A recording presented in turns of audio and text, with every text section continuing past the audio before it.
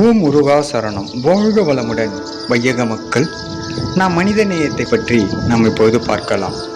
பறவைகள் மற்றும் அனைத்து உயிரினங்களுக்கும் நம்மால் முடிந்த அளவுக்கு தண்ணீர் வைக்கலாம். ஏனென்றால் இது கோடைக்காலம். மனிதர்களுக்கு தாகம் என்றால் வாய் திறந்து தண்ணீர் கேட்பார்கள்.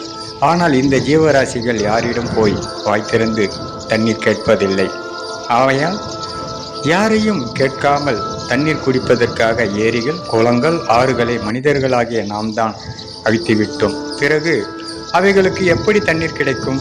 காட்டு விலங்குகள் வாழும் காடுகளை நாட்டு விலங்குகளாகிய மனிதர்கள் அழித்து விட்டார்கள்.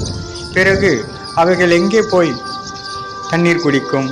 ஆபத்தான விலங்குகளை விட ஆபத்தானவர்கள் மனிதர்களே. எனவே தண்ணீர் வைக்க நாம் பிறர் உயிரினங்களை காப்பாற்ற நாம் உறுதுணையாக இருப்போம். ஓம் முருகா சரணம். வாழ்க வளமுடன். வெற்றிவேல் முருகனுக்கு அரோகரா.